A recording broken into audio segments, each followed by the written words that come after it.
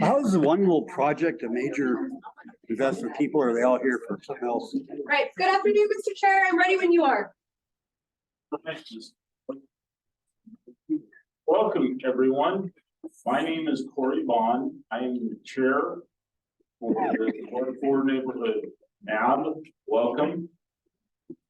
We are going to start, and I would ask everyone to stand and follow me in the pledge of allegiance, please. I pledge allegiance to the flag of the United States of America and to the republic for which it stands, one nation, under God, indivisible, liberty and justice for all. Thank you, everyone. We all know it.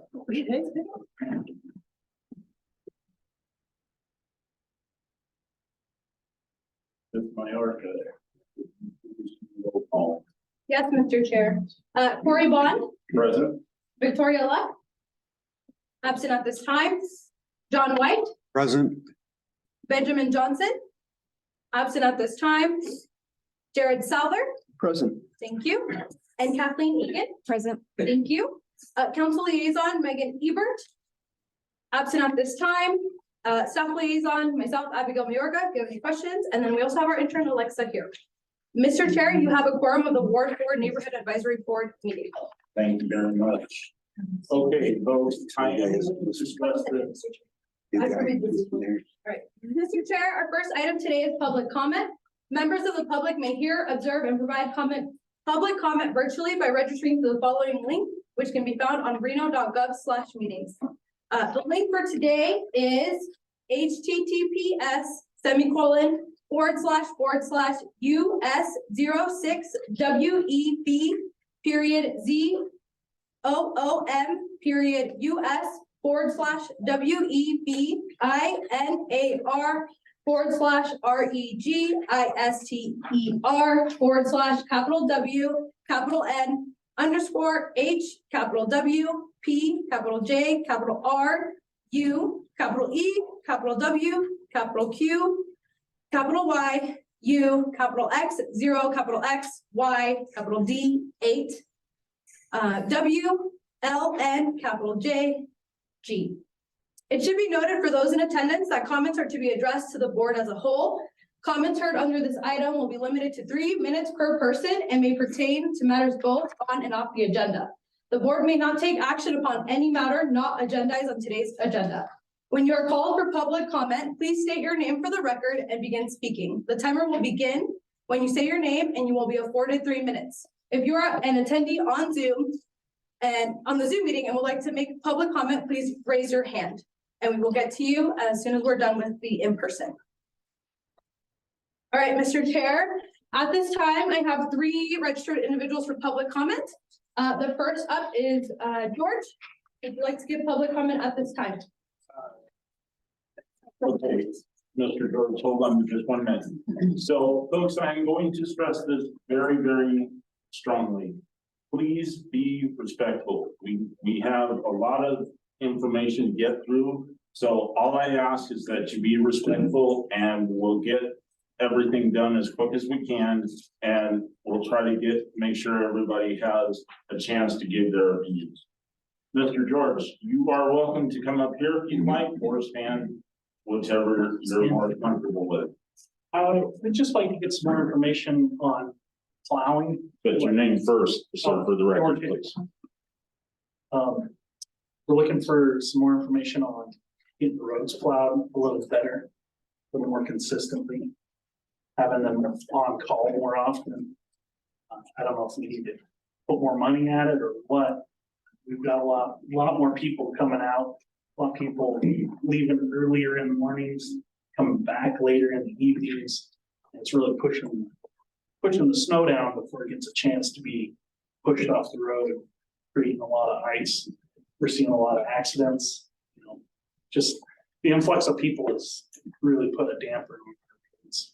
And another thing is the repair of the roads. When we do repairs, I'm pretty sure I can do better with just some of the tools I have rather than some of the repairs I've seen. They just go out and put a patch in, a call it good and walk away for 6 months to a year, and it just exacerbates the problem. That's pretty much, I just like a little feedback as to where we're going with some of the road repair. Okay, thank you, sir. Perfect. Up next, we have Mr. Gary Overholt. I just want to address the NAB board members. Last month, there was a public comment at the end, and it got a little Western, and I just wanted to reiterate that was not my intention at all. So please, I accept my apology if you want to put it that way. And as for the special use permit that I was addressing at the time when it got out of hand was the fact that the way the special use permits were written. Now, as a side note to that, the special use permit that was brought up last month was about the live fire at the sheriff's facility. And while I was outside one night, I heard some pop, pop, pop, pop, which is great. I actually smiled because all of a sudden it sounded like a string of firecrackers on the 4th of July. And I had to smile and giggle because guess what? That's a special use permit. So that was all I want to say is thank you for you guys being here. And I wish everybody that was here last week could also hear what I had to say. So one other thing, between the railroad tracks on North Virginia to the Panther Valley, there is a horrendous sewer smell. I don't know if it's ever been addressed, but it's been there. It's ongoing. It's not the first time. It's usually in the winter. And it's horrendous. It doesn't personally affect me, but I don't know how the people around there can, unless they're immune to it. You drive down North Virginia either way and you can catch it. So I don't know if there's ever anything going to be addressed about it, but it has definitely been there for quite a while. Thank you for your time. Thank you. Thanks. Up next, we have Rebecca Flannery.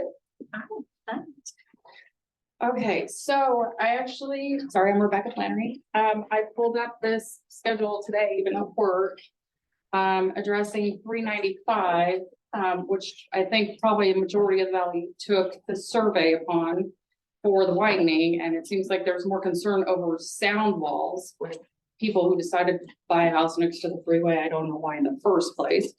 But we need more lanes. The other day, it took me over an hour to get to work and I could not go any route. There was no Virginia, it was backed up. Golden, going into Sun Valley, backed up. The freeway, backed up. We need some arterial routes. We need some widening. We need something done. This is getting completely out of hand. Stop all building. I don't know, but I'm getting really tired of being in my car for such a long period of time and having to leave earlier and earlier and earlier to get to work because we are being so filled, not just like homes and apartments, but warehouse traffic, semi trucks. It's overwhelming. Kind of puts me in a cranky mood when I get to work. It's not really fair to us that this just keeps going and going and going. So apparently this transportation project for 395 was supposed to start in January, and I have yet to see anything going with it. Going to Golden Valley is not really going to relieve anything if we're not widening North Virginia where the warehouses are, widening the side roads. I don't know where these people are coming from, but there's constantly accidents delaying our traffic every single day, almost it seems like. It's very frustrating being from here. Most of us we're not used to this. And then just like even the last 5 years, it has just become overwhelming and maddening. And there's road rage and there's violence out here now. And I really hope this can get on sooner rather than later, because at this point, this is retroactive and it's extremely behind what is going on here in the valleys as far as roads. I feel like this is becoming pretty emergent and it needs to get handled as soon as possible. Thank you. Would anyone else in person like to give public comment? There is a chance at the end. Okay, go ahead, Mr. Sir. Please state your name for the record. Good afternoon. My name is Marvin Matson. I live out in North Valleys also. And to echo some of your sentiment, I think that if we had a greater law enforcement presence on this 395 corridor, that may slow down some of the speeders, zigzaggers and all that. We could, and I mean, as I said, I mean, not here. It's rare that we hear about crashes on Pyramid, Washoe Valley. Most of them are on 395 between Cold Springs and McCarran. If we had a few more HP out there, or what are they called now, state troopers? Whatever the hell they're called. If we had a few more highway patrol out there, maybe a couple of sheriffs, that may slow down some of this stuff. As we know, winter's coming on, and some people may not be used to driving with snowy conditions, icy conditions. All this contributes to the crashes.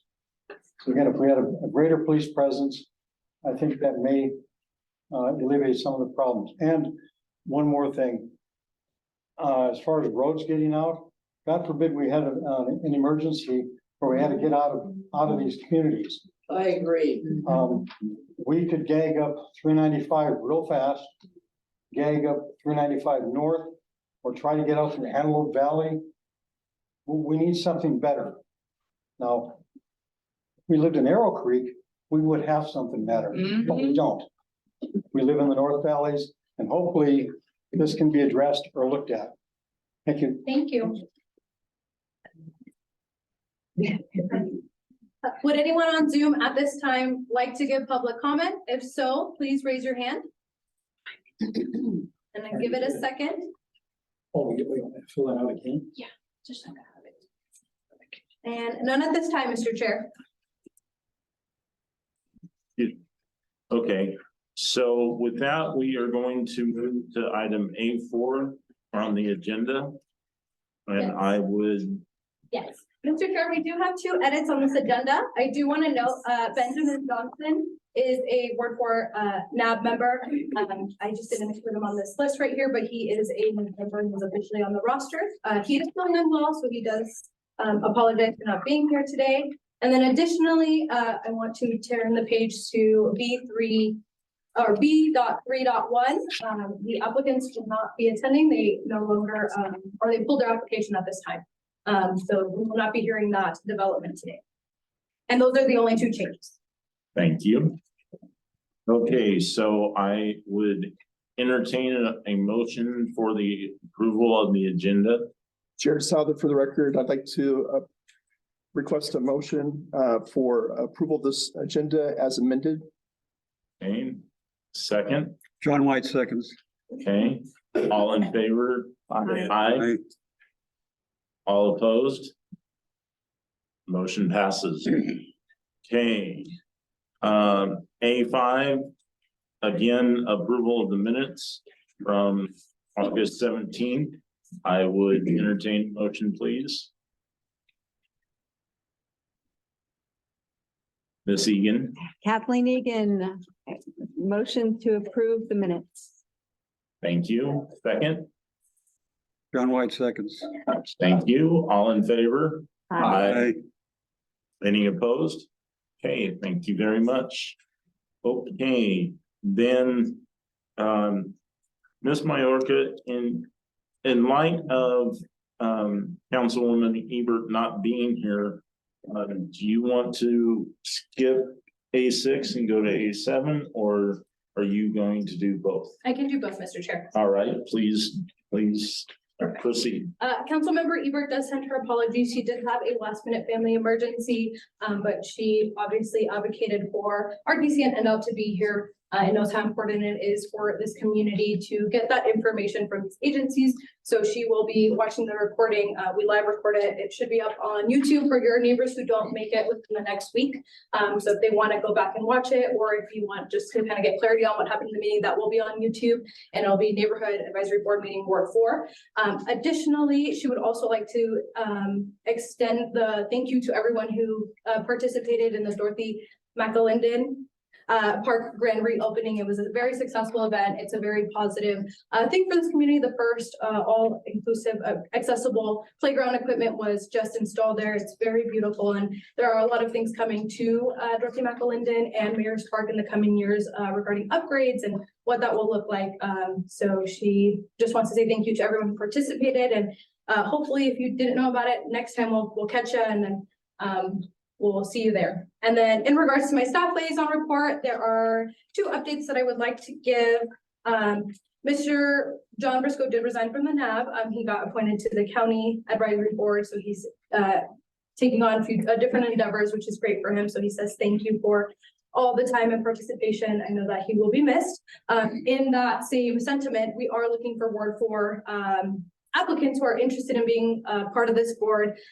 If you're interested or would like to partake, please see me after and I can give you all the information. We meet once a month, the third Thursday, and we will go over different topics that are happening in the board.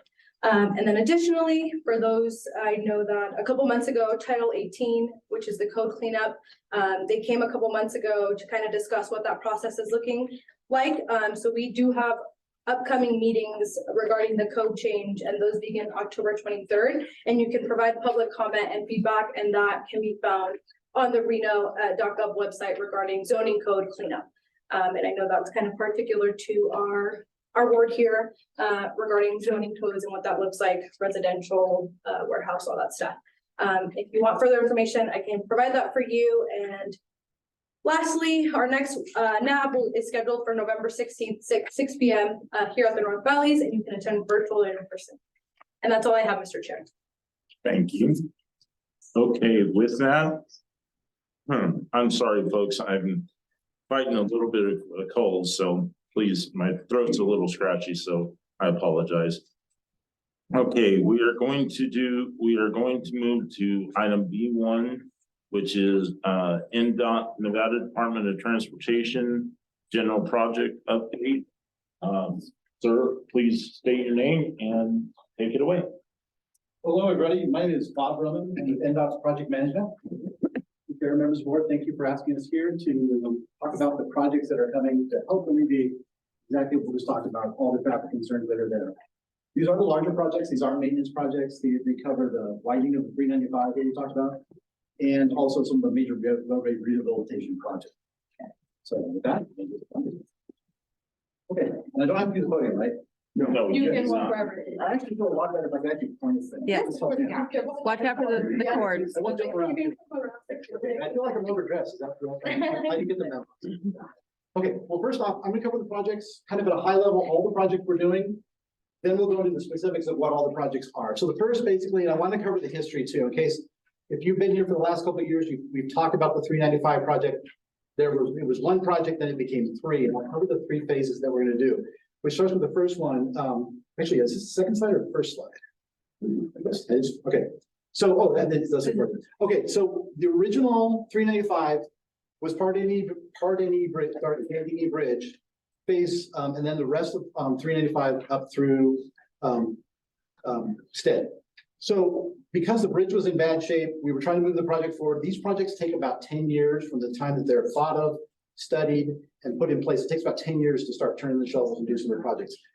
The part of Nini Bridge was determined that it was in bad shape. So we actually accelerated that project. That was completed in 2001. So that's where the bridge is done today. So that, for context, that's the one that's completed.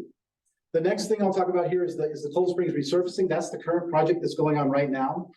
That's a project that's basically rehabilitating the roadway surface, replacing asphalt. But we're also adding some improvements there, improved lighting at the interchanges, and some of the newer traffic stuff to kind of get people through and get messages to people.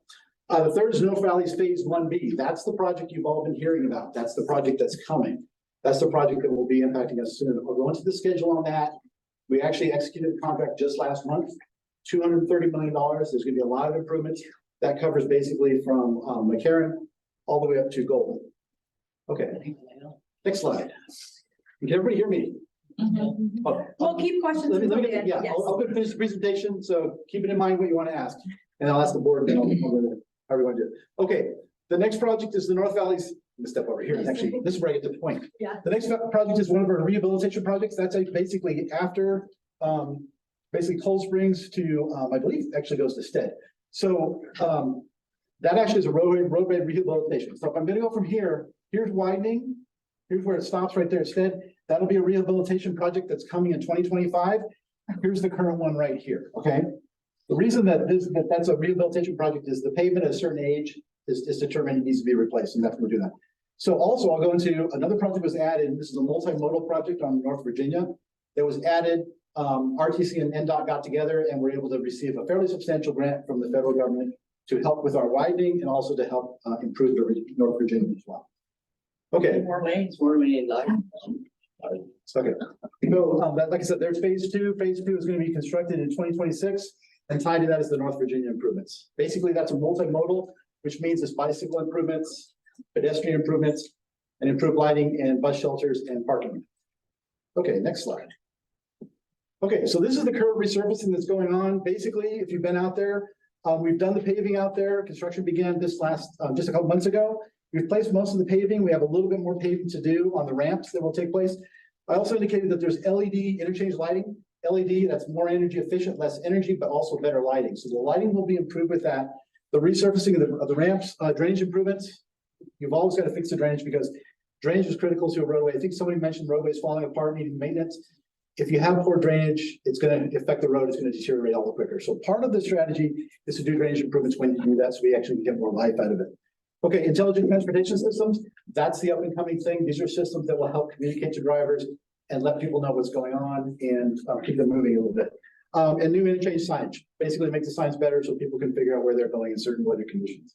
Okay, you will see traffic control, daytime lane closures and ramp closures.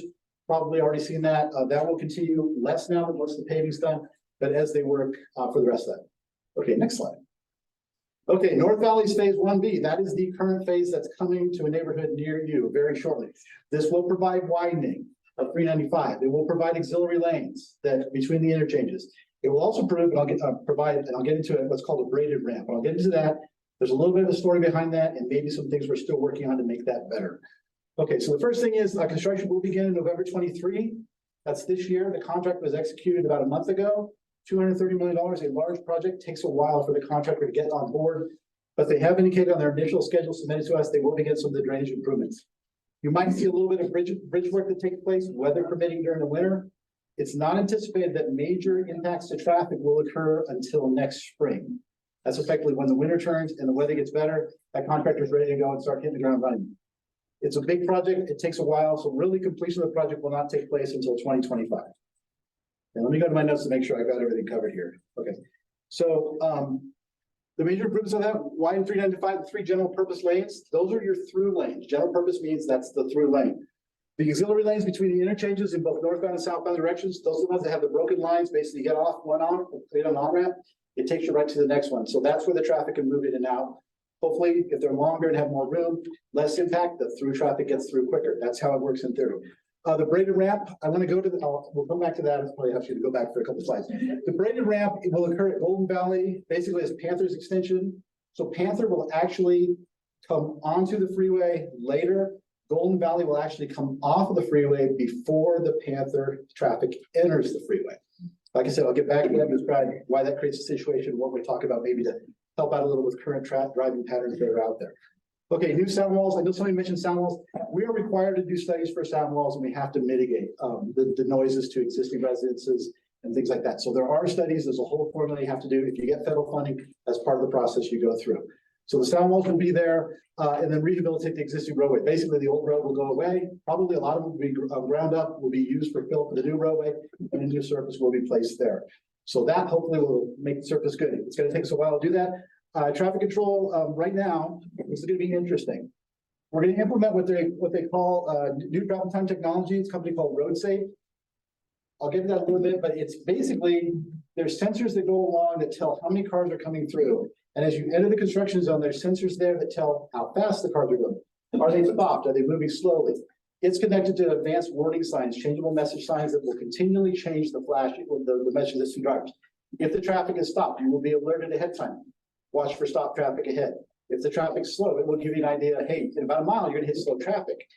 It also has reminders for drivers. One of the things I never really knew until I talked to these people is when you have a typical merge, What do people do? They say, oh, the right lane's gonna go away, let me get in the left lane right now.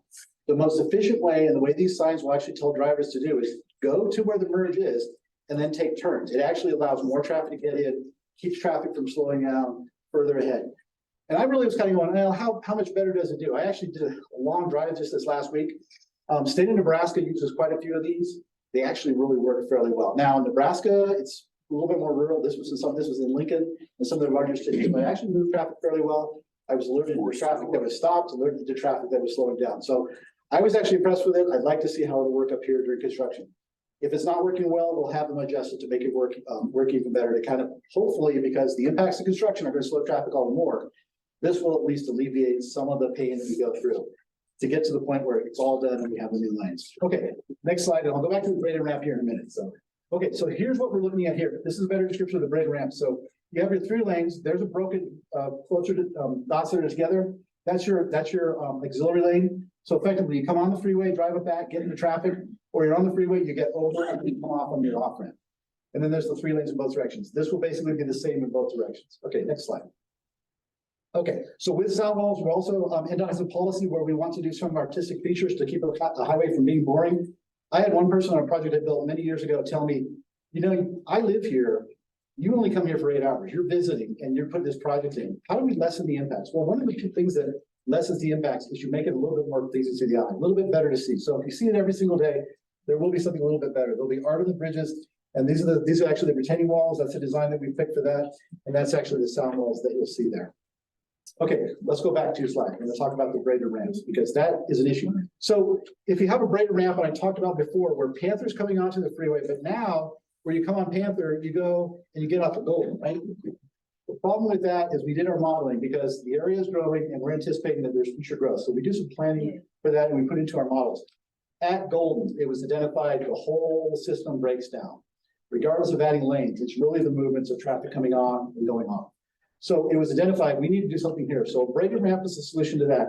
And what that will do is it will allow people to come on Panther after the Golden traffic's moved. So basically it removes that conflict. If you look at the spaghetti bowl that we just did heading in the southbound direction, the same thing occurs where we actually took Mill and Second Street and kind of crossed them over. So you're actually getting on for a second after Mill comes off the freeway. It allows cars not to have the conflicting movement. Otherwise you got people coming off, going on, and it slows people down, the brakes are hit, accidents occur. It's safer and it makes it easier for traffic to move. And that's really the whole project's goal. Move traffic through here quicker, avoid or minimize the time you're waiting in traffic. Will it solve it completely? There will be days when you slow down, but this will make it better once we get through it. And then we'll move to the next phase. But the problem with that, and I drove it myself today, if you're coming from certain areas of Reno up here, you're going up Virginia, you get on the freeway and you want to get up at Golden, you just drive along the side of the freeway, you make that movement. This will take that away. And that was brought up. We had a public meeting last January. Many times it was brought up, hey, you have a problem here. There's a lot of people that do this movement. There's a lot of things you'll be making worse on Virginia, in addition to people going off the freeway for construction, that's going to make it worse. So one of the things we're doing is we're looking at, is there a way we can do what's called a slip ramp?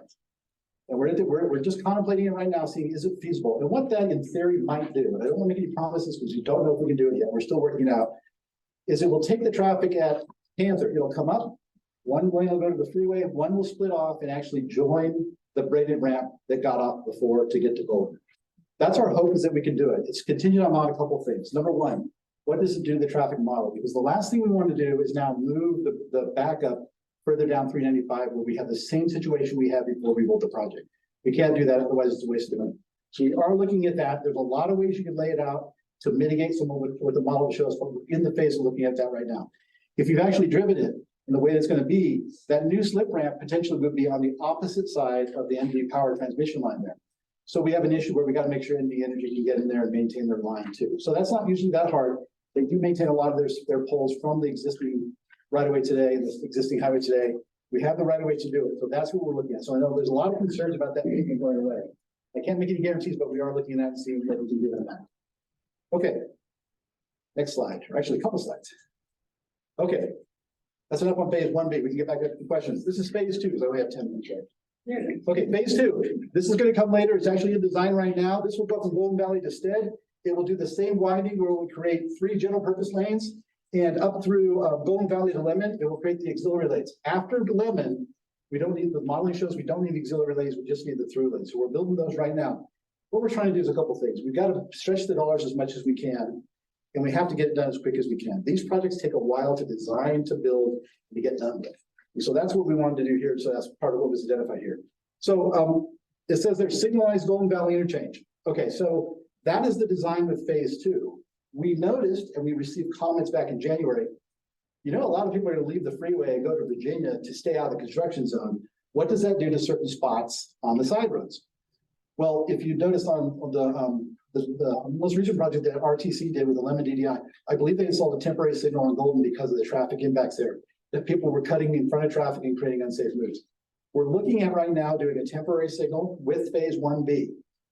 So we put that in there to try to mitigate that. So if the traffic moves off, now we can get them through the intersection somewhat efficiently and safely. That's the critical thing. Last thing we need to do is have an accident down there, traffic backs up and the whole thing shut down. So we're looking at that. But the problem is we're building the permanent signals with phase 2. We don't have them in phase 1. How do we do that? We're looking at doing a separate contract for that. So somebody would be building phase 1B. Separate to that, somebody would come in and put the temporary signals in during the construction of phase 1B. The reason we do that is because when phase 1B gets done, that contractor pulls up stakes and they go. We don't want the signals to go away. So the contract for the signals would stay in place through phase 2 until the time that they're ready to turn the permanent signals on. At that time, flip it over, take the temporary signal out, and then the signalization occurs with phase 1B when we think the impacts are going to occur. Again, that's something we're looking at. And this is all based on comments we received, and we're trying to reflect. You know, you guys live up here. You know, you're better modelers than the people who do the stuff on the computers. You know how things work here. And so we're trying to listen, we're trying to address these. And those are the two biggest things that people have brought up. There will be things during construction, and we're certainly open to listen and try to make it work as best we can. This is not going to be a pretty process. It's going to be painful as we go through, but we're going to try to get through it as quick as we can and investing all the time. Okay, so go ahead and go to the next slide. Go a couple of times short. Okay, so moving along. Oh, that's phase 2. Oops. Oh. Okay, so part of this is a surprise we received. So part of our phase 2 project, RTC came to us and said, hey, why don't we apply for what's called an infra grant? They said, we have some improvements that we've been looking at on your road on North Virginia. Can we do them? Let's try to get a grant. Put it all together. We received an $89 million grant to do work on the widening for 395, but also to add certain improvements to North Virginia. The improvements include multi-use path, bicycles and pedestrians, improved bus shelters, existing intersection improvements, and rebuild. We actually added rehabilitating the existing roadway because if you go out there, the surface is in pretty poor shape. If we're going to be out there working, why don't we take care of it all in one shot? So we'll probably have to do a new surface out there. Some additional improvements, I believe there's 2 parking rides that go out there as well. So that covers that. All right, better move quick. Okay, so North Valley's rehabilitation project. Okay, so we don't shut down the entire area. Phase 1B is going to be going on down here. Here's phase 2 coming in 26. This roadway has been identified as needing rehabilitation. If you go past Stead, you'll notice the road kind of gets a little rough. And we're doing design for that where we want to put down new pavement, new intersection lighting, resurfacing the existing ramps, drainage improvements, all the stuff we did on the phase that's going on in the state line right now in here. But we're doing it in 25. So ideally, we'll have a project here. We'll put this project in, we'll move back. This project will be meanwhile be completed before phase 1B really ramps up. We'll come back, work here in North Virginia, and hopefully by somewhere around 28, this is all new highway and people are moving really quick. That's the goal we have. So this will be the next rehabilitation. Okay, is that it? Yeah. And that's it. Did I make my time? I didn't check. I was gonna Okay. go. That's like, If I just had the podium, it wouldn't be as much fun. Okay, so board, I'm open, and Chair, I'm open to any questions you may have. Okay, folks, I will give you proper time, I promise. My board, any questions? Yes. Yeah, John White. The road is way past improving from 395 north, going from McCarran up to the top at Golden Valley. If you're anywhere in the left lane, I have a 639-pound Harley that jumps and pops and hits everything. There's 12 kinds of pavement changes in one lane. You don't have to leave the lane to suddenly have concrete asphalt, huge potholes.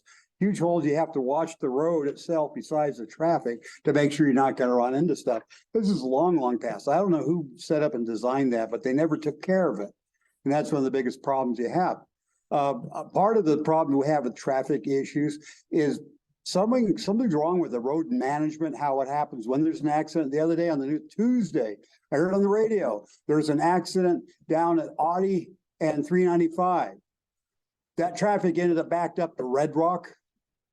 That is, something's wrong with the way they're managing those kind of issues and situations. There's perfectly good weather, as clear as dry. It wasn't like there's ice and snow or other rain or some other issues going on. I think there's other things that can be done to improve the traffic flow that do not require somebody to go out there and repair and rebuild the entire road every time. That's ridiculous. And like she was saying, everything, they put the Lemon Valley, the whole reason they put Lemon Valley, Lemon Road all the way to North Virginia is because you had to have an access for ambulances, fire trucks, or anything else. That is clogged up. That's stopped. I've been stuck in that. It's a be a real mess. Everybody's trying to go somewhere. It just, whatever they've done in the past to do these things never worked. And part of it, somehow I don't understand, maybe Highway Patrol needs to explain something to us, but somebody isn't managing what happens when there is an accident. And that's how in the world, these things are 2 and 3 hours long. Mhm. And it could be just the tools they have that people just aren't using, or they're not putting them together to use them right. And those, so your points are actually good. I've been stuck in traffic like that too. Ideally, with a lot of this, you notice we have what we call ITS, that's Intelligent Transportation Systems, and we're installing that. That's to communicate. That's actually to have certain things that are like, hey, why is the traffic slowing down at this section here? In case somebody hasn't called in yet. Ideally, those are providing communication to people, so the driver can make a decision, move off the road or whatever. And so ideally, those are tools you get to help. Now, clearing an accident, how that's done or how serious it is, I wouldn't have a clue how to do that. That's our emergency service people that would do that. So I think that's critical. That's good to know. As you indicated, there's some bad pavement and there's some pavement that's bad. With these here, the strategy is build it right so you get the best life out of it. If you talk about a pavement cycle, that's what the term that's used in the industry. Yeah, I understand. Where you say, okay, pavement's supposed to get a life this long. What do you have to do to do it? Occasionally you're gonna have problems there, but you have to repair it correctly. And you have to actually do maintenance on it every year, and that preserves your pavement. So you stretch your dollars as far as you can. Dollars are definitely competition, and that's the goal. And so I have a question about some of the travel lanes you're talking about. I think that's the same as like up in the Stead to southbound 395 where they have 2 lanes going on to. I always assumed that extra outside lane was for truckers to get up to speed to safely enter the freeway. Is that what that was for? Or is there some other purpose to 2 lanes like that? Well, maybe you're talking about the acceleration lane with the. Yeah, the 2 of them. It's a different thing. These really, they can be an acceleration. If the truck gets on, say between 2 of the intersections here, they can use that to get up to speed and then merge over the traffic at a reasonable speed. Yeah, that's what I think. So they work for that purpose as well. Yes. The primary purpose is my understanding, and I'm not a traffic expert, Mhm. is it allows someone coming on to look, have a little bit more room to adjust where they're gonna go. It allows somebody coming off to look, okay, I got traffic coming on. If I go a little further, I can get over. It allows more decision-making time to avoid that sudden jerk where you've got to react to something. It gives you a little bit more lane. Well, somebody needs to train the drivers because they sit in the outside lane until that lane's gone, then they move and they wait until that lane's gone. And then they want to enter traffic at 45 miles an hour and the truckers are coming off the hill at 70 to keep their speed up. We can have a couple It's like- meetings on that. So, but yes, a lot of driver error is always something you try to figure out. Okay, how do you design roads for someone who just doesn't have a clue? Yeah. And a lot of, most people are good drivers. They really are. It's just certain unfortunate things that happen. I like to be optimistic. Okay. Here. Thank you for this presentation. My name's Jared Souther. I've lived in my house 9 years at Red Rock. And this past month, I wrote to the Nevada Department of Transportation Board. Some of the concerns I'd like to revisit that I shared at that time are still applicable.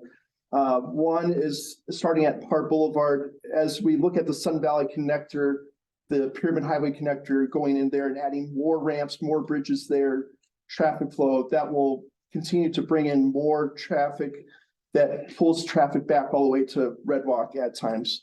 ITS is really important, but at the same time, I don't think the signs are used well. It's more of, hey, let's not kill everyone. That's the signs that we're getting. We're not getting avoid this ramp. And I hope the new ITS will be better to communicate. I use Google Maps, I use Apple Maps, and it's an hour 50 the accident you're talking about this week, there was an accident where a car took out a power pole on So South I'm on Virginia Street. Virginia. I heard about that one. So that So impeded that's it. why Virginia was. It took me so much time to get my daughter to CC and then go to work. It took me an hour and 15 minutes on a dry day.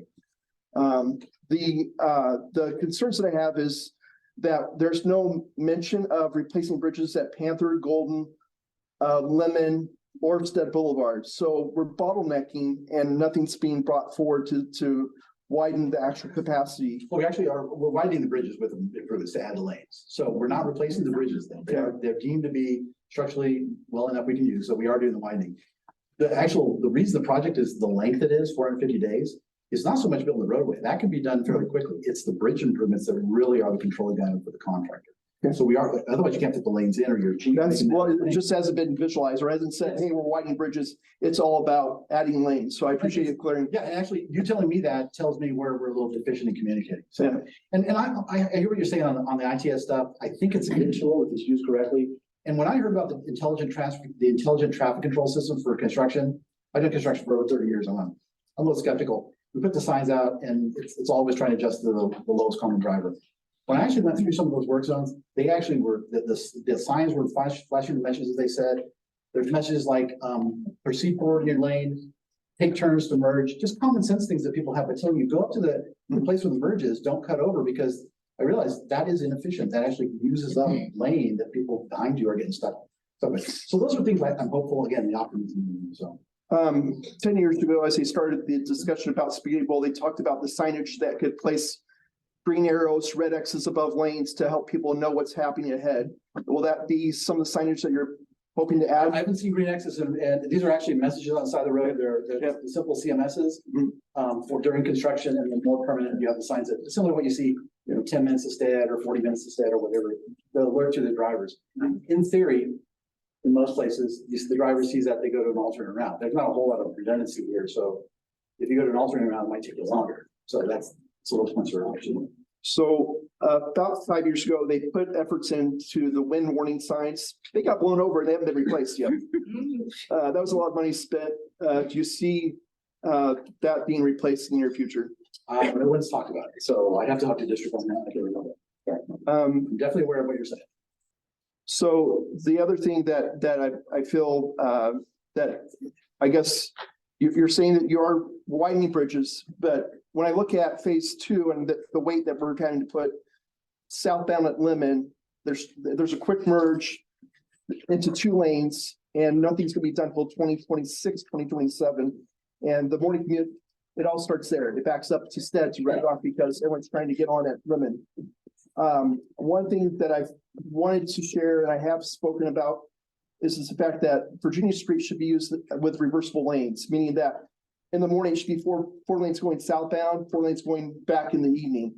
Right now, everyone's stuck in 2 lanes. And the intermodal program, it's nice to have bus stops, but I think our fellow travelers would like to be able to get to work on time, be safe, and arrive in a happy mood, rather than to watch empty lanes being used.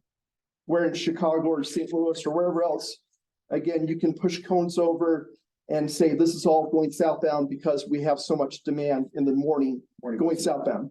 That's a little bit out of what I can do. You said you contact your transportation board on that? Yeah. I brought that up at the Cadre meeting, when they first talked about Spaghetti Bowl, and I'm revisiting that again. I think that again, we have limited ways to get in and out of the valley. The North Valley's connector, the Spanish Creek's connector is not going to happen for 15 to 20 years if RTC will say that maybe tonight. But how do we get in and out and do it in a timely manner, in a safe manner? It requires us to be innovative. Maybe it's turning Virginia Street southbound one way in the mornings and letting everyone know, hey, it's southbound and you're not going to be able to go northbound. You have to go to Stead and then go to Virginia Street to deliver your freight, because we're fighting semi trucks and on a 2-lane road. That's Uphill.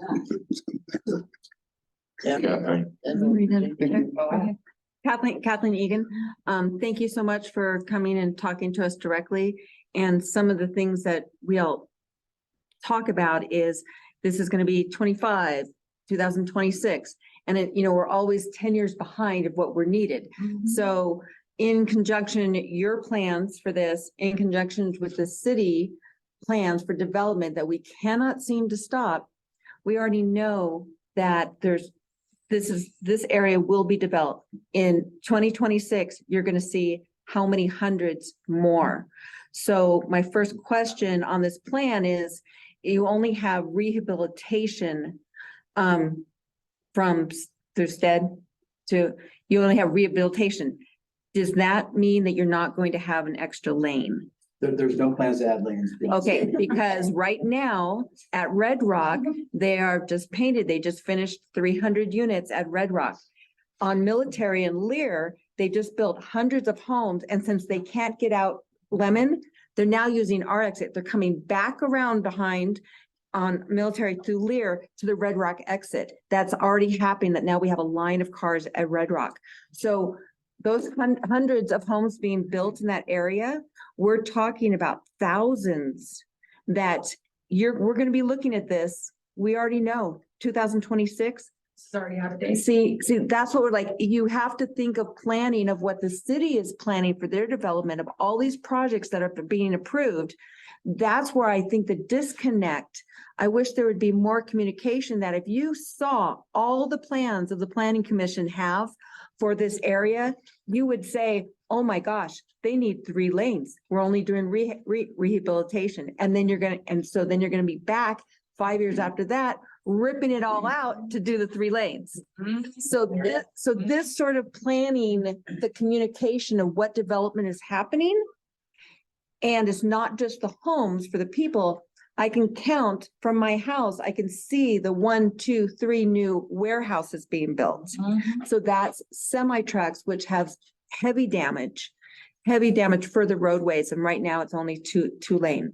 So that's what we know is coming. And I don't know with your planning process, how much communication you talk to the county planning commission and the city and look at that, because their schedules is all public information, to put that into your models for traffic to what's expected, not now. The traffic models, we can't look at now. We need to look at the models, what we're expecting in 10 years. So number two, is there ever a discussion about it having HOV lanes up and down 395 or 80? Why do we not have HOV lanes in our community? All I can address is no one's even proposed that. We're simply just trying to put the capacity in that. So who decides when you build your new freeways and you have 4 lanes, 6 lanes, who makes the decision? Because I'd like to know with bureaucracy, like you do one thing and someone else, I always like to know what department is in charge. So who decides that you can, HOV lanes is for multi people, so if you're traveling with 6 people. Yeah. And then, Right. right? Ride sharing. So Yeah. ride pull, because up here, it's huge. We have a lot of ride pull. We have a lot of stations, Red Rock, everywhere, and they're really trying to push the ride pull. RTC, everyone ride pull, right? And then we have families trying to get kids to school versus the single people. So who makes the decision when you build and make beautiful pavement and do all the striping? Whose department decides that we could have an HOV lane? That's actually the planning department. I can talk to them about why. I really haven't even thought about asking that. But that's actually a really Yeah. good question, because we are promoting the parking rides on here. too. Yes. So, Yes, we have all the warehouses and that's who's, and we have the buses. We have the buses that stop and pick everyone up. My gosh, get people through. So let's get a lane and then get more NHP up here to actually, pull people over. But those type of things that, like Jared was saying, it's not just building more lanes, it's how we use our resources. And the people that can go on the HOV lanes, we're promoting rideshare left and right. Well, then let's get them away to move faster and me with my car full of kids. Next question. I'm sorry, I'm done. I know you guys all want to talk as well. What department do we contact? You're a builder. When I go to NDOT, when we have things like, we have trash, our area, we have trash, not just little trash. We have tires, we have bumpers, we have, the other day, we have trash all the way in the North Valleys that, because I work in South Reno, I don't see it south. There, it's all clean. And up here, it's literally like a garbage dump. Yeah. So trash, and also for plowing, we're 500 feet higher than the valley. And the plows and the sanding, you know, when the storms are coming in, but they don't do it. They let it build up first when it's the commute home, and then they sand it in the middle of the night. But we're driving through where we can't even see the lanes at 5:30 because no one got out there sooner. So just these sort of things that, because I work in other parts of the city, I notice the timing of when things are done in other areas that they aren't done in the North Valleys. And I don't think it's specific. I don't think someone's sitting down, well, we're not going to do that here. I don't know. But what department could we, like in the Reno, we have this 211 system where there's something wrong. So, you know, we can do a little report. We put it online and say, hey, there's a camper parked over here. There's a big trash pile over here, or there's a pothole. For NDOT, your responsibility, is there a way on your website, or how do we collectively? What you're describing are maintenance functions. where they're Yes. cleaning up trash, they're Yeah. sanding, they're plowing. That's gonna be District 2 for up here, District 2, not District 2. NDOT District 2. It's a little bit out, I know the projects, but I know. Because I am persistent in finding who to call. Okay, people. Okay, okay, but there's someone in charge of different things, and it, you know, and I think that if we could put pressure on our county representatives and our city representatives, so that's county, city, and our state, we have state representatives for our northern area. Maybe those departments with your sort of admin people, those are the people that we need to say are District 35 or Senate 2, whatever. Please have a chat with the department heads of NDOT, because we have pictures galore and testimony that it's not the same. And that will help. If we have it plowed and sanded, then we'll have less accidents. We can move traffic better. If we had, you know, things. So thank you very much. And I'll shut it so I know everyone wants to talk. But thank you so much. We really appreciate you taking the time to do this.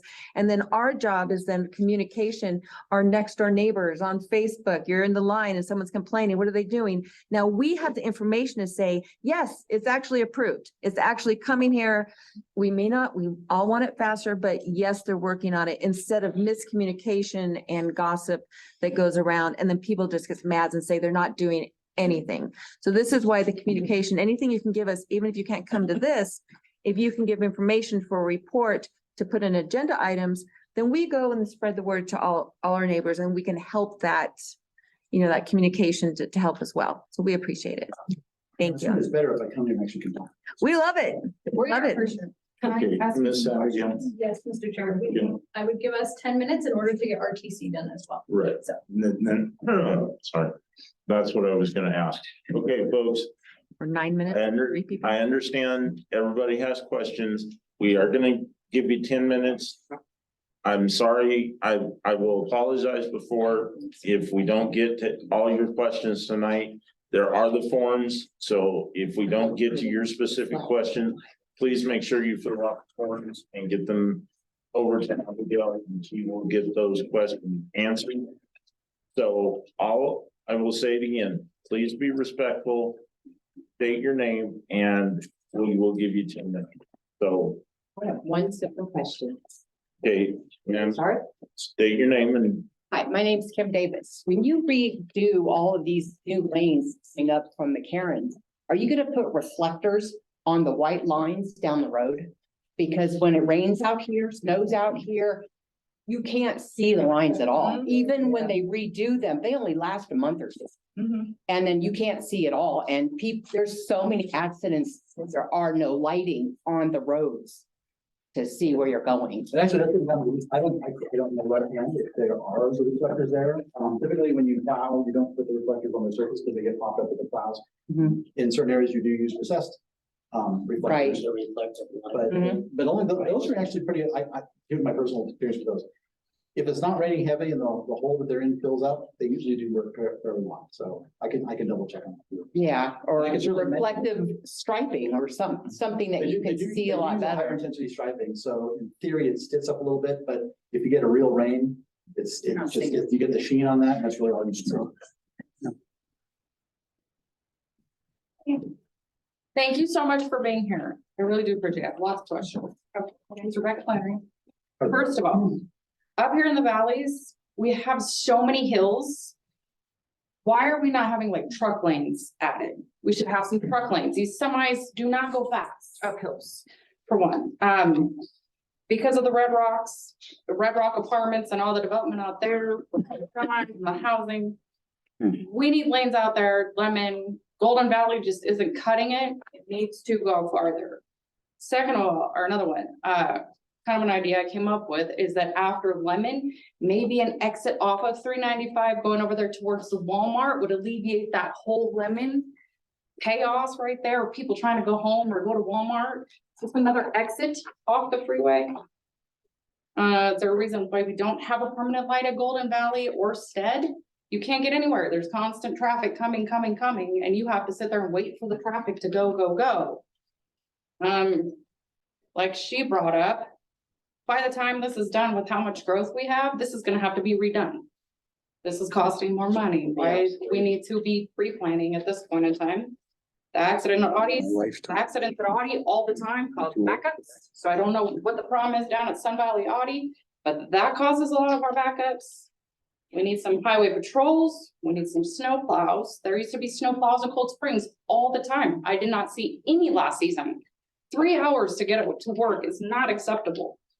Have we considered instead of these constants between Panther and Golden, the same ramp?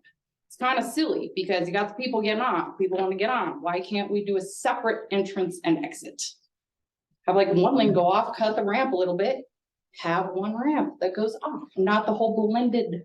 It's kind of silly anymore. There's too many people for this.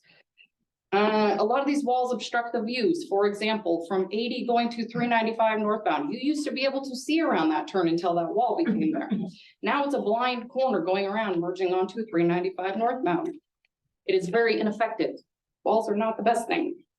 Also, another thing, Tesla has been there since 2016 and 80 still looks the same. So I think many of us in the area have completely lost faith in what Department of Transportation is doing because it is not keeping up. And I used to brag because I used to leave the state and I'd be like, Nevada has the best roads. And now I'm so disappointed. And I think, like Ms. Catherine here said, why are we not pre-planning? Why is there no communication? Why do we not have truck lanes? Why do we not have extra little ramps just for people to exit without everybody at the same exit? I really think some lights and valleys. You're not having the constant, hey, I'm going from Stead to 395 South. We get to go, while you guys over here have to have a whole long line because we have to sit at a stop sign so they can go. There's just, the flow is not there.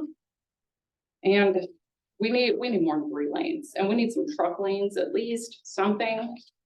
That would be super helpful. Cool. I think I've got 3 things there I may be able to address.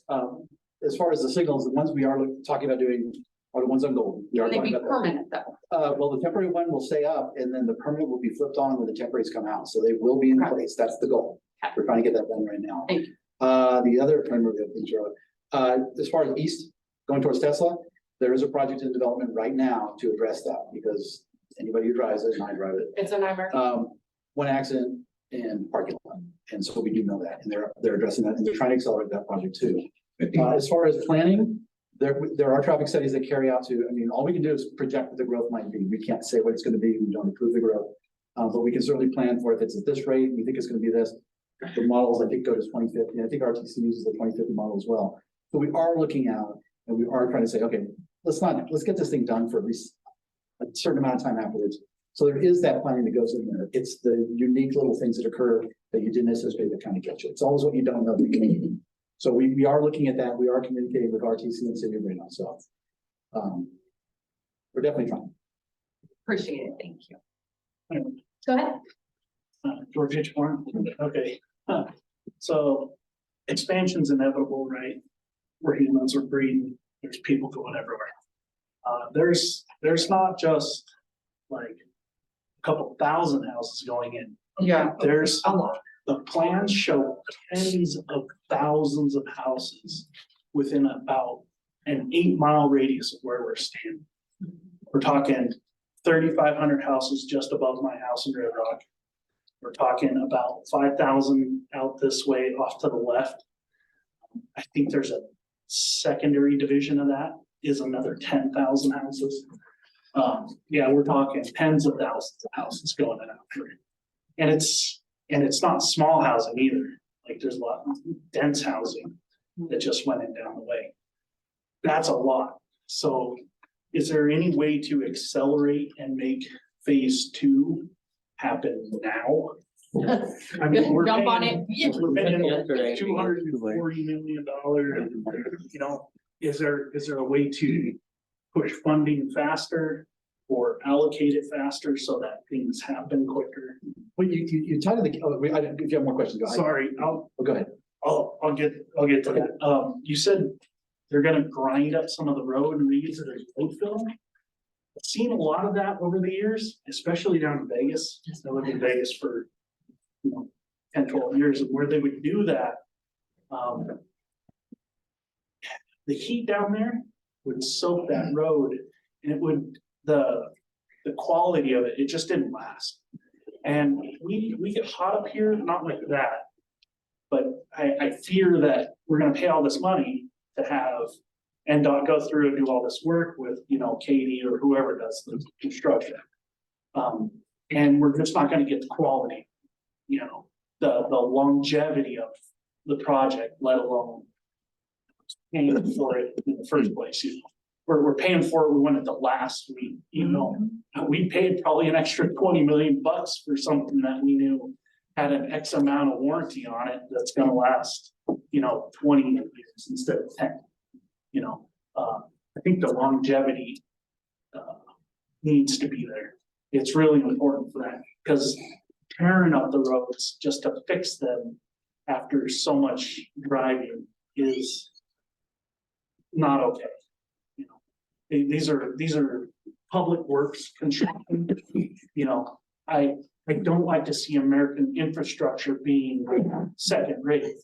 We've got bridges and tunnels and things from the 1920s, the 1915s that still look beautiful.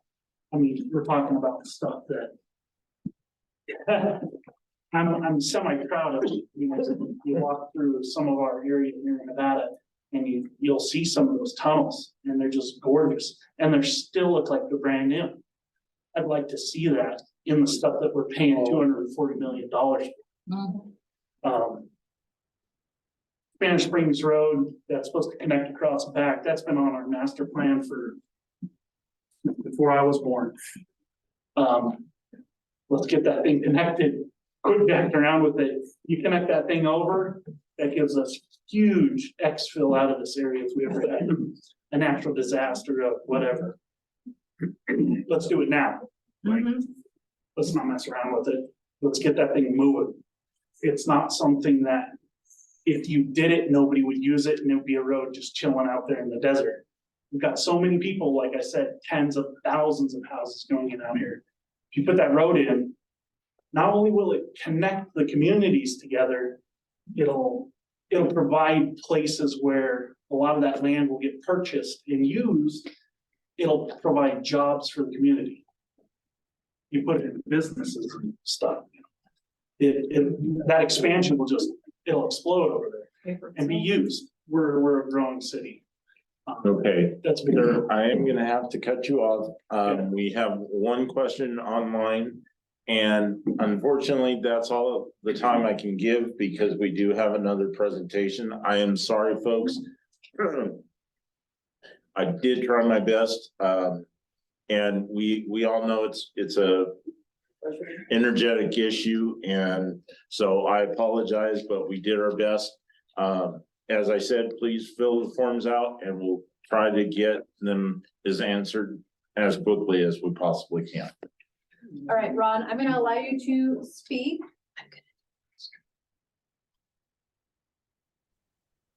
Thank you. Go ahead. So I have one simple question, and I think it would really eliminate a lot of the bottleneck that the North Valleys have. Is why can't you put a double exit lane at Lemon Valley where the major bottleneck is? It backs up from Lemon Valley all the way to McCarran on a regular basis.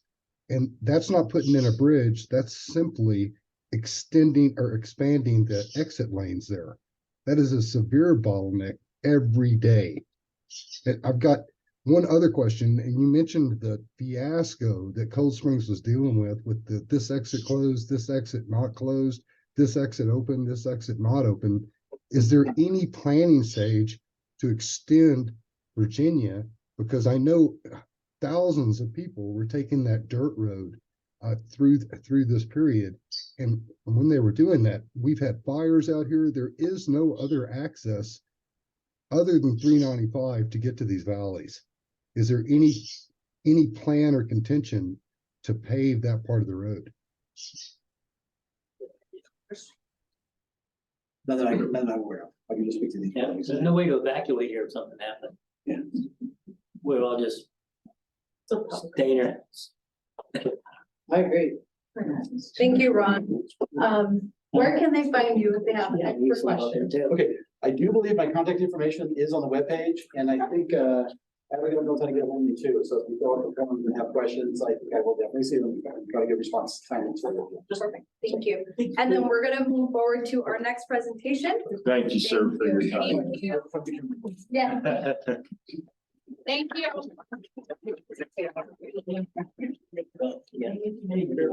Yeah, yeah. I did that, it's just got the road. Comments. Thank you for your service. I have to go pick up my phone. I need rigging.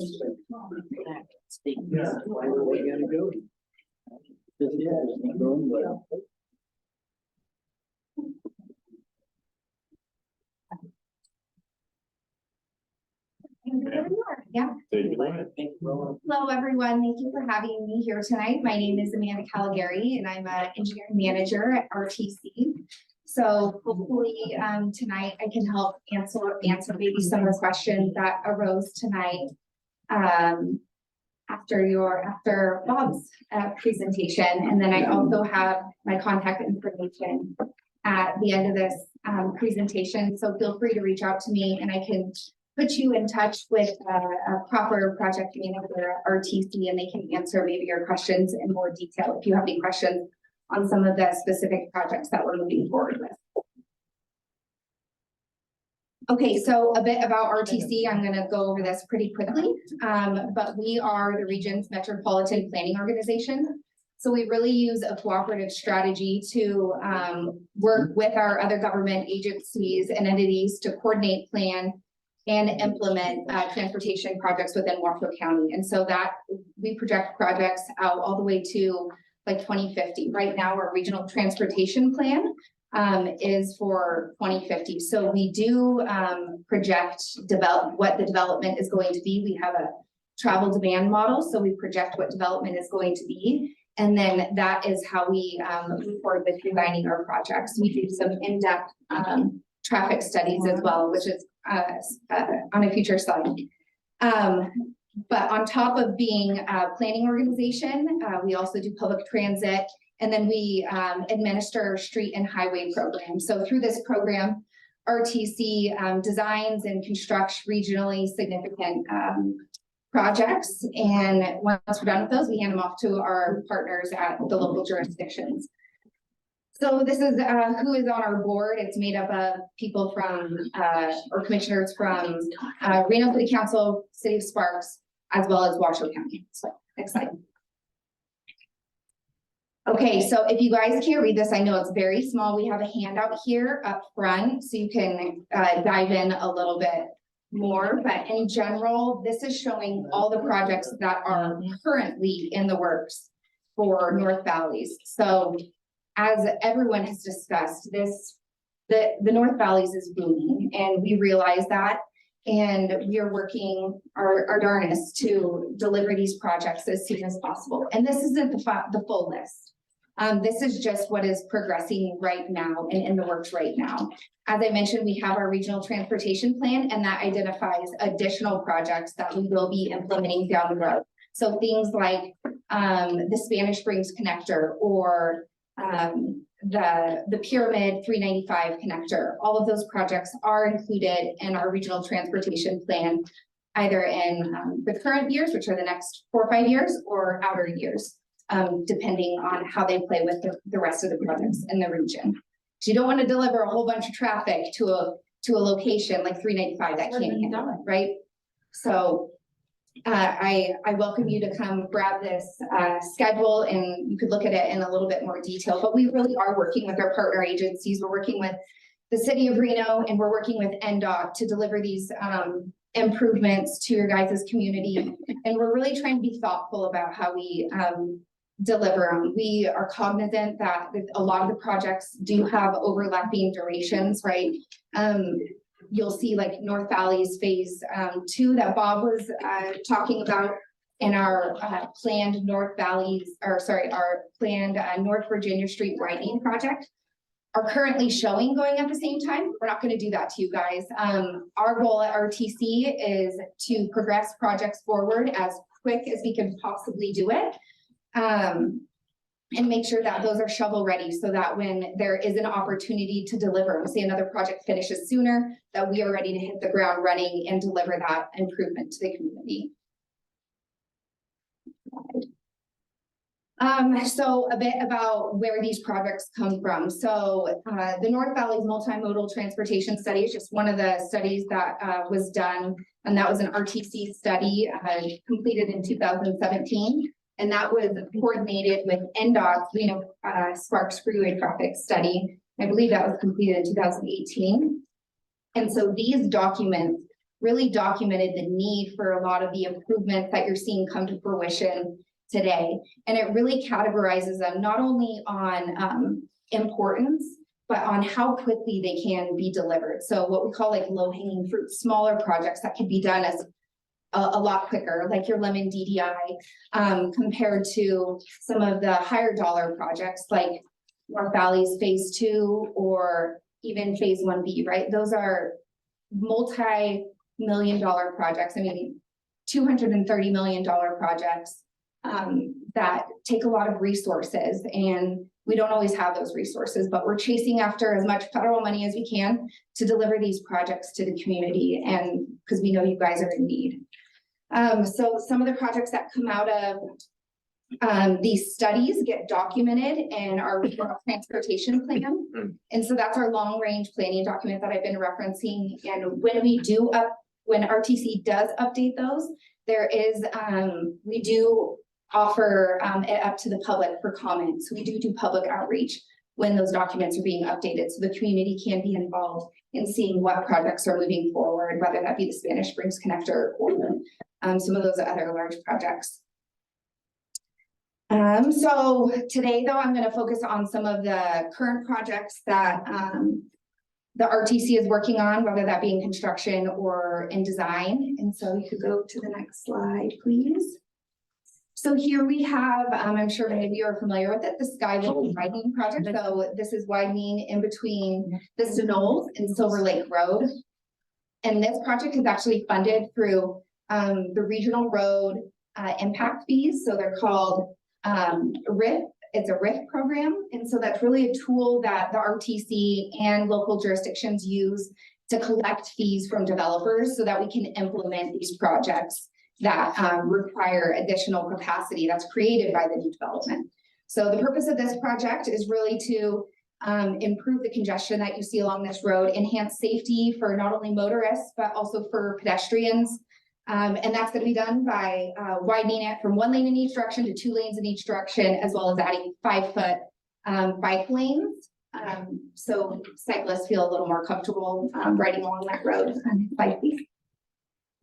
Other improvements included are some raised center medians with dedicated left turns. So this is kind of some access management to help traffic flow a little better and protects motorists who are making left-hand turns.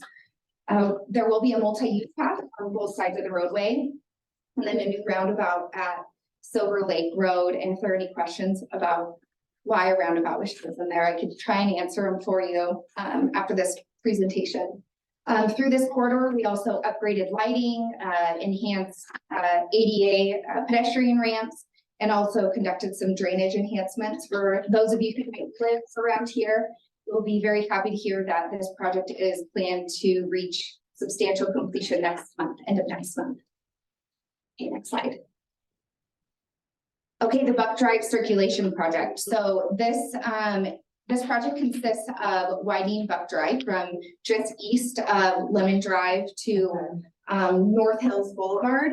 And so this will now be a signalized intersection with widening. So right now it's one lane in each direction. Right now you'll have a dedicated right-hand turn lane, a dedicated through lane, and then also a dedicated two-way left turn lane in the middle. So we'll have some, you'll have a lot more room in there. Currently, our design team is working through preliminary design on this project, and construction is planned in 2025. And this is just one of those examples where I know a lot of people discussed backups on Lemon. A lot of times it has to do with downstream clogs. You could say that, right? So this might be one of those downstream clogs that are causing backup on Lemon. And so when you improve things downline, then it improves traffic on the freeway or coming off of the freeway as well. So It's backed up. another improvement coming is a little bit of our larger project, military road capacity and safety project. So currently RTC is working with our consultant designer on developing alternatives for this roadway, and then we're going to be completing an analysis. And this project is on military from Lemon Drive to Echo Avenue.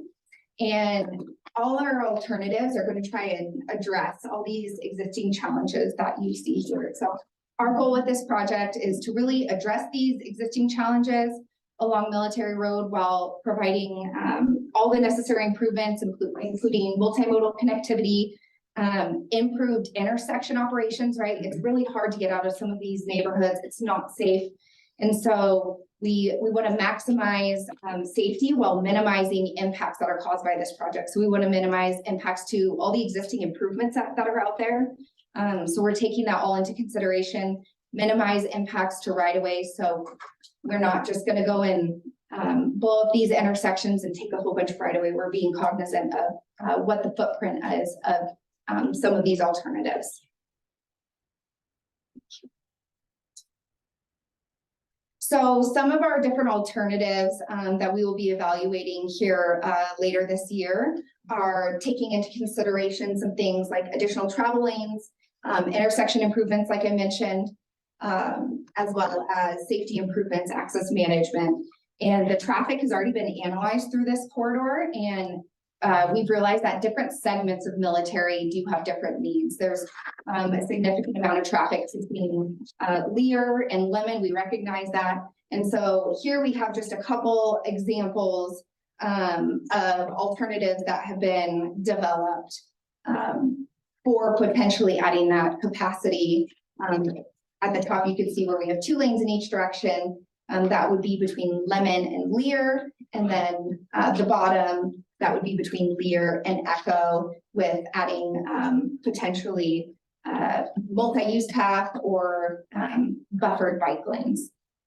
So we really, even though they have different needs, we want to develop a cohesive solution that mitigates all these existing issues and meets the identified need that we saw on the previous slide. Next one.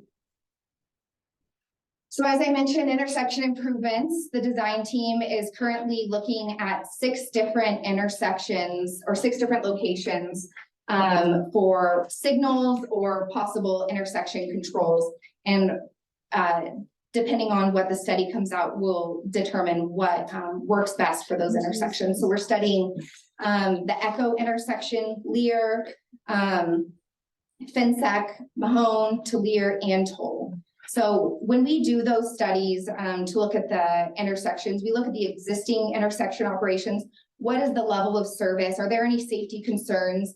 And then if we were to, we model these projects, and so we have a better understanding of how different intersection improvements might work or may not work at certain intersections, so we're able to understand them.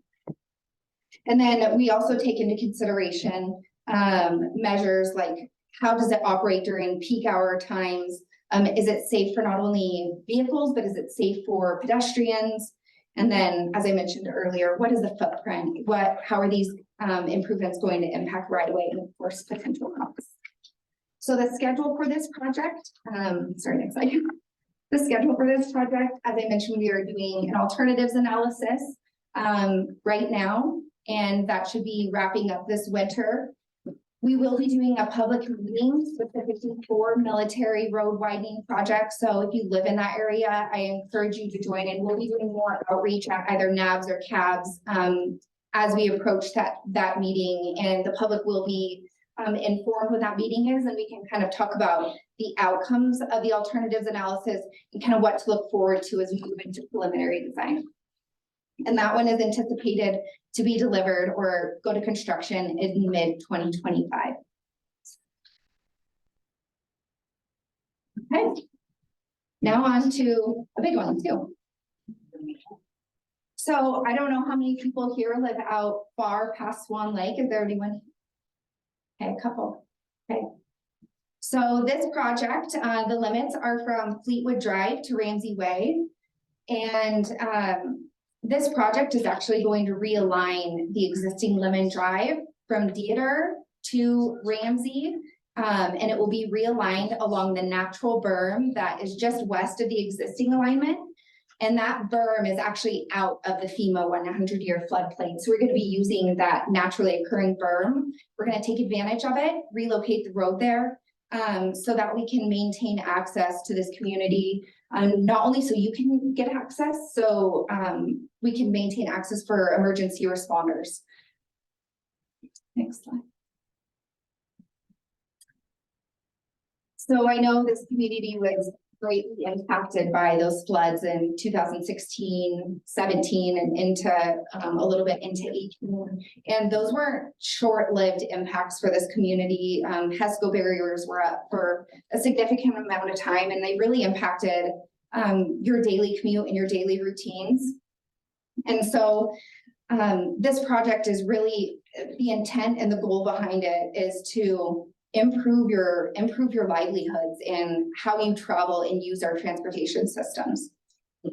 There will be a separated multi-use path that runs parallel to the new alignment that you see here in blue. And that multi-use path will also be raised so that if you don't have access to a car, you still have the ability to travel safely during times of flooding.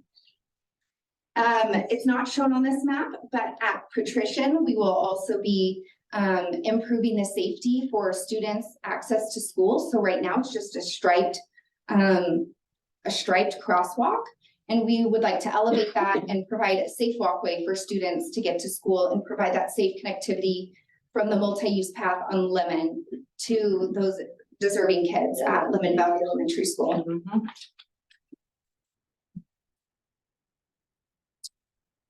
So this project is in RTC's RTIP, or the Regional Transportation Improvement Plan, and that's a short-term plan that follows the RTP. And so these are for projects that have funding and will be implemented in the near future. So that's great news for the people who live out in this neck of the woods. We do have $4 million that we are using congressionally designated spending to conduct the preliminary engineering. So that's the environmental process and design to move that forward. And then just this June, we received, well, back in January, we submitted a RAISE grant with USDOT, and we were successful in that endeavor and were able to obtain $25 million in funding through the government to really make this a true project. So the rest of the funding for this project is coming from the local fuel tax. So we will, because of this federal funding, we will be working with NDOT to conduct the NEPA environmental process to make sure all of our federal requirements and environmental policies are adhered to. And then we'll also be working with City of Reno and Washoe County because they do have ongoing flood mitigation projects in the works. Next slide. So a high level overview of the process for this project. So currently so an alternatives analysis was completed in 2022, the end of last year. And we have started working through the NEPA environmental clearance process. And through this process, we perform different technical studies and conduct public outreach. So we will have multiple public outreach meetings to understand the community's concerns, what you would like to see in the project. And during that process, we're really able to gauge overall support for a project. And the level of documentation for NEPA, it really could be directly impacted by the amount of positive or negative support we get for a project. So in short, if we do have public support, community support on this project could be accelerated slightly because the NEPA clearance process is a bit quicker. And after we complete NEPA or the environmental process, we'll move on to right-of-way acquisition and final design. We, although we're moving this roadway to a virgin alignment, a brand new alignment, we don't, the number of impacted parcels are very few, or I guess the number of impacted property owners are very few. So final design will commence once we have the NEPA document and that right-of-way acquisition can start, and hopefully we can break ground in mid-25. And again, a lot of the work for this project will be offline, so it's not going to have a big significant impact to the people who are traveling from the north side of Swan Lake down Lemon.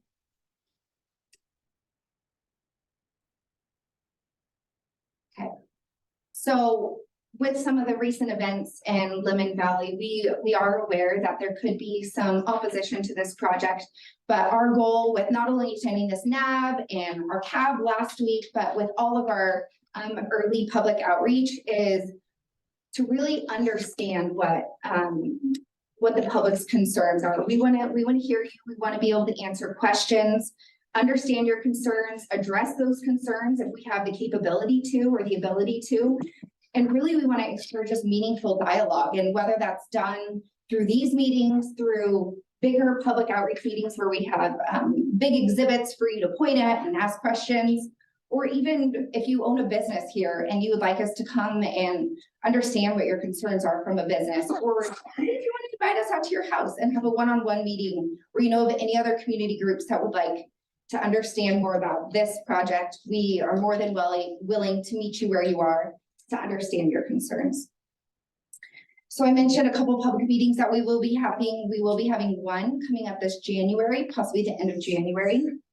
And these are more formal meetings, like I said, where you have opportunity to provide feedback. So this isn't your only opportunity. A lot of our projects, all our big projects, especially if it has federal funding, your voice will be heard, and you'll have your opportunity. This isn't your only opportunity. And then a few of our agency stakeholders we're working with, we do have to acquire some land from BLM. We will be working with the Reno Sparks Indian Colony through our environmental process to make sure that any tribal concerns are identified and mitigated as well. Okay, a big question. We all know we're in a closed basin. So how does this project impact flooding? So this is not a flood control project. This is a transportation project. So with that said, we are not going to make flooding better, and we're not going to make it worse. So this project will not alter the current flood elevation that has been established by the county or by FEMA.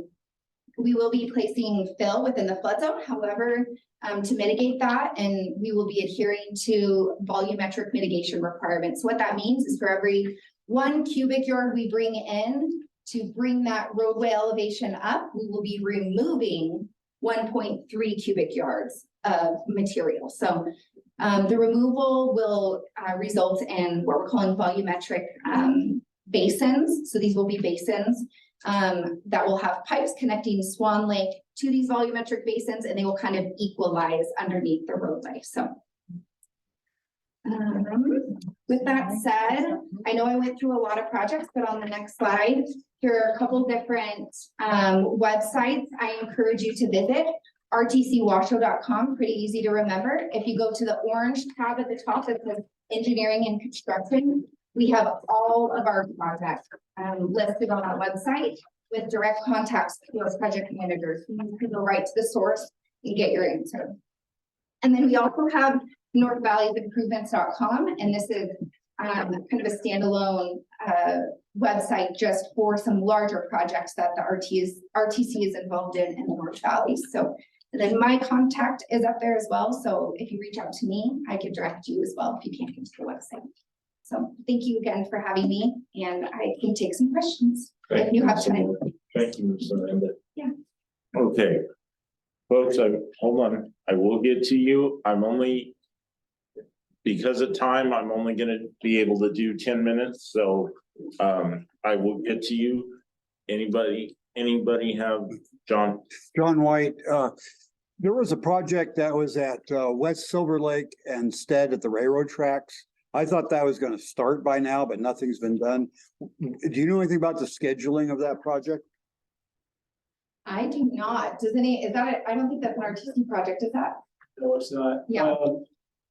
Here, William Wilson, City of Public Works. That project is a railroad project. Project, and that one is in some of the design phase with UPRR and NDOT, and they're looking to start that project. 25. Oh, good grief. I'm still alive. And we do have a map here too, if you guys, okay, she's passing them around. And this is a great map that explains some of the, or shows some of the smaller and larger projects for both RTC and NDOT. It doesn't have the time frames on it like the other handout does, but it does show some of the completed projects we've done. Does that have Moya on that? Kathleen Megan for the record. Does that have Moya? I don't think this document has Moya on it, but I can get that document to you that has some of the other transportation improvements that are identified in the RTP, such as Moya. I don't know if the other one has Moya on there. But we do have another document that I can share with, with your group, with some of our RTP projects, such as the Spanish Springs Connector and the 395 and Pyramid Connector as well. Okay, Jared. Looking at the slide for Buck Drive circulation, I appreciate the fact that there's improvements designed to be done there. But I will look, and Abby, can you take it back to that slide for Buck Drive really quickly? I'm just gonna use it for a second here. The concern that I have at Buck Drive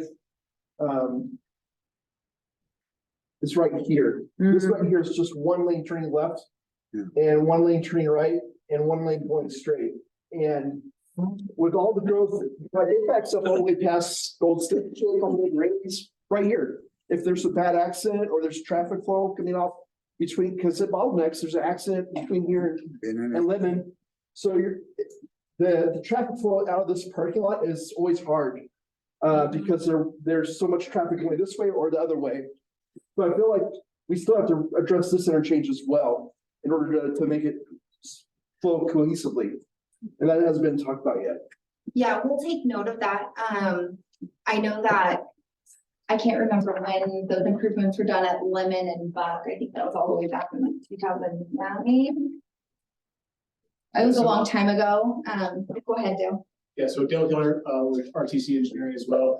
Yeah, that's a great, as we fleshed out the final design, understanding the access in and out of that shopping center. And as we look into that, call it Buck Drive, Sky Vista, Lemon Drive intersection, we realize that's a bullseye. All the traffic is going right there. So we're looking at other ways to take traffic off that intersection. And that comes through that long-term transportation planning, but we do recognize that's an issue we need to solve. Then the other one, just to talk about Military Road. There is still, in one of your slides, you did talk about future growth there.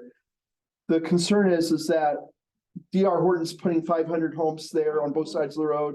There's more happening out by the airport. But the widening capacity isn't really there. So in my mind, like there's already new curbs, there's already new things going in. And so the potential for adding lanes is very limited. And then at the corner of Military and Lemon, you have duplexes or condos and more things happening there as well. And so there's a lot to be done and in a short period of time. So to answer that question, so we are adding capacity. We are adding an additional lane in each direction. But one of our goals with this project is to minimize how much of that infrastructure that you're talking about. There is a lot of brand new curb and gutter and landscaping and new sidewalk that is already in. So we're trying to understand and analyze which direction to widen in, which direction makes the most sense without impacting the existing improvements there. Existing drainage infrastructure, utilities, all of that is being taken into consideration.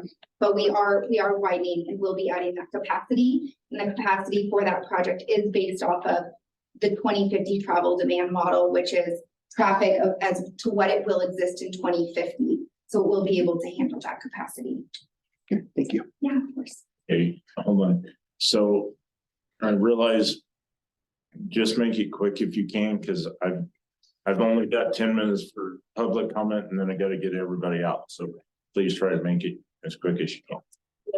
Kathleen Hagan for the record. On the buck, I wanted to add on to there. What I don't see is what is the planning for the apartment complexes that are being approved to be built right in that area that is down to the left. So that's being approved right now through the city, which we have Devin and Hillary. They know all about it, that they're getting that approved. Right. So we have hundreds of units being built that is set to be built right there. So how is your plan for Buck and North Hills and the shopping center? Where is the whole complete planning process for that area that now you're going to be having how many thousands of people in just a few years, because there's no other arterial road. The poor business owners are small business owners that they are losing business because you can't get in and out of that area and it's not safe. And now we're building hundreds of units there. We're going to have kids and people trying to walk over to grocery outlet. And so you have this area. Where do we see the whole area, including the future units that are going to be there in a couple of years? So I'm not aware of, or I'm not in all the details of this project, but I can definitely get that information for you. I'm not aware of any of that development that you talked about in that lower south. And that's the communication. So do you know? Step in, I know. Yeah. And it's more boost. Yeah. So big picture wise, yes, they accounted for that growth in those apartment complexes. What these improvements will do, they accommodate that traffic. So that intersection, you kind of see where the signal is, the red, green, and yellow, is that will accommodate that future growth. And so that will operate at an acceptable level of service. Likewise, we always pointed out already the Lemon intersection there, what happens, we need to look at that further. If we look at North Hills too, that comes down to Golden Valley, all that's been modeled to accommodate that growth that's going to happen along North Hills. So there's not going to be any other road that's going to cut through over to the shopping center, maybe on the other side. All the traffic is going to continue on North Hills to Buck to Lemon. Correct. There is if you go back to maybe that Take that house. Scott Vista slide, you can kind of pull out, zoom out a little bit in the area. Up more, that one right there. So that Vista Knolls Parkway, where the Walmart is, you go up the hill, there are plans to have another connection that drop down to Lemon. And so that help alleviate some of those concerns at the Lemon intersection. I mean, and as we know, the complexity of the North Valleys, with the city and the county and all this. And so also you take a look at that shopping center that's a little bit off screen on the north there by the taco shop. And the auto shop there. So how do you provide better circulation of that? So we're working with the county who owns that's county property with them on that circulation there. And how those developments then go feed into that Buck Drive circulation. Awesome. Thank you so much. Thank you, Mr. Chair. Thank you. Okay, folks, I apologize. I'm only gonna give you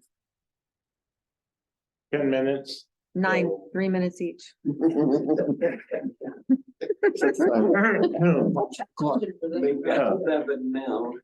So, please state your name and ask away.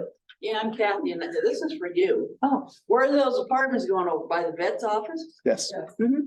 Yep. Really? Yes. And on the other side and all closer to the, And here. And this is why these come up in these, we hear about it first through the NAP, and then we invite people, we try to share the information.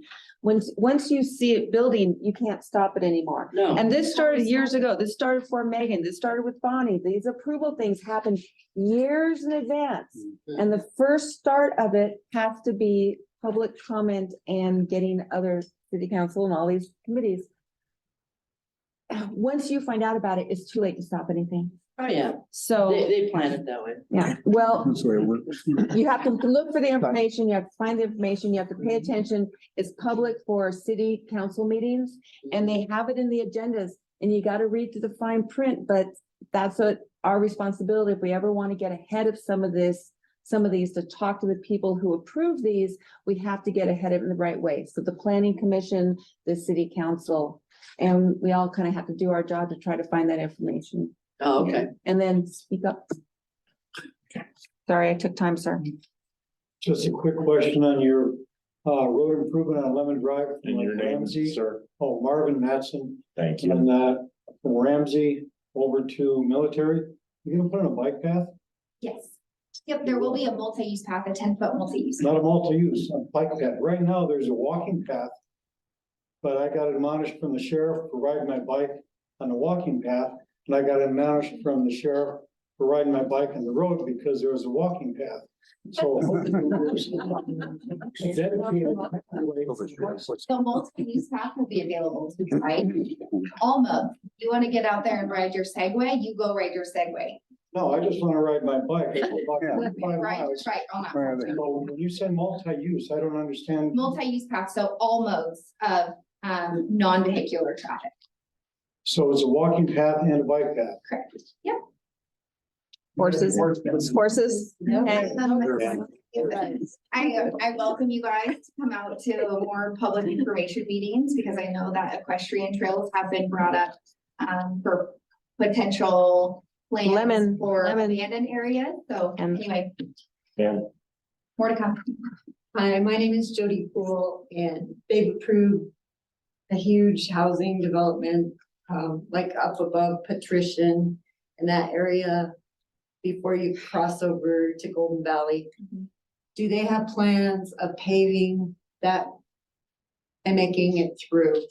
It would come out like by estates. I'm not sure. I know that is a county. road. And so that road is in the long-term range in the 2030 to 2050 timeline. And so that's, as we go on, that's, so we talk about the near-term, mid-term, long-term, that's the long-term. I will say that, so I know a lot of people gasp and say, oh, it's long-term. So we're gonna be going through this update for long-term transportation planning. So we're gonna update that long-term plan. And we'll be going to NABs like this and saying, hey, what's the priority now? What are we missing? And I don't want this in 2030. We need this now. So when that process come next year, we'll have conversations like this and say, no, Moya needs to happen now. Or what happens with Red Rocks? Those conversations we're going to be looking for in the comments beginning next year. It's just a lot of traffic with us elementary school there and, you know, it's one way in and one way out. Gotta be uploaded. Yeah. We will be looking at traffic operations at that intersection to understand if we need any further intersection controls and how to get students across Lemon safely. So we're looking. Okay, folks, I apologize. I'm only gonna allow 2 more questions and then I've got to wrap it up. Sir, go ahead, please. George Hitchcock. I guess what we're asking, like a lot of community people that are in here, is just the responsibility on the part of the city. Instead of just, hey, you know, contractor came to me, said he's building apartments over here. Just, you know, be like, hey, you guys can build your apartments. We have no problem with building apartments or houses or whatever. But give us the infrastructure beforehand to support that growth. Because you just throw stuff up like that, then you get angry people. You end up with accidents on the highway. A man was killed in his car out here. Less than a week ago, maybe 2 weeks ago, you know, just support for the burn, you know. You can only add so much fuel to the fire before it overwhelms. And we need the support before we start building all these houses and stuff out here. And if you guys were to focus on large arteries, I think that would stem a lot of problems. Yeah, and I don't work for the city, so I can't speak to development or development process, Our but I. engineer's standing right there, one of our guys, and I just like to, you know. We appreciate that comment and Yeah. understand. You're our builder, you know, you're our planners, you're our put together guys, so. Man, you know what you're doing and you know it's a stress hassle, yeah. We need you guys to step to the plate and Okay. support that. Okay, I only have time for one more, ma'am. Sarah James, we own the Grocery Outlet that they're all talking about in that intersection. So you guys are gonna put a light on North Hills and, are we going straight through for a road there? Is it a three-way? It's just gonna be a three-way intersection? Or is that going to, that would alleviate what they're all talking about too, the signs up by Walmart. I am not sure. I'm sorry. Let's talk after this meeting, kind of talk to you. Because this, that, Yeah, I can get in touch. I could get you in touch with the project manager and we can work through them. Details. Okay, Go ahead. Oh, sorry. It's okay. Flannery. My question is, since like she was saying that like these apartments are pre-planned, this has been planned for a while, why weren't the roads planned to go into effect prior to this? Why is, like he's saying, why is buildings and houses, our valleys are being taken over with no pre-planning? You're just like, okay, build whatever you want on the land and we'll just fix roads later. Why is this not all coordinated together, like planned at the same time? Why is Reno constantly having to go and repair instead of thinking, look, we're just allowing, you know, you're not gonna be able to ride your quads and dirt bikes in the fields or have your privacy in the fields anymore because we're just gonna put more apartments and houses and no roads. And you guys are all just gonna be crammed together. There's no cohesion. There's no working together to have this planned prior to just bombarding us with thousands and thousands and thousands more people. Our way of life out here is being destroyed. Just in a nutshell. We are becoming angry, we are upset, we just stop building. Just, can we let our roads catch up? Can we just, there has to be some gift. I don't know who, I feel like somebody's getting paid off. And we're all being affected. You know? We know it. I don't know, you guys probably feel, the frustration is real out here. This is not a home. Yeah. This is not a business. We don't want warehouses. We don't, none of us, I don't want to work at a warehouse. I work in town. You know, it's like our lives being taken over for corporate America or something. I don't understand why. Yeah, I hear you. This is my home. I'm born here. So I don't like any of this anymore. Amanda, thank you. Thank you. Sorry. Yeah, it's okay. Thank you for coming to my TED Talk. Okay, thank My you. contact up there, if you guys need to reach out, or want to reach out and get more details, let me know. Thank you, everybody, for coming. I apologize. I tried to get everybody in. I did my best, so with that. We are on to board, commission, committee member reports and announcements. I do, Corey Bond, I do have one.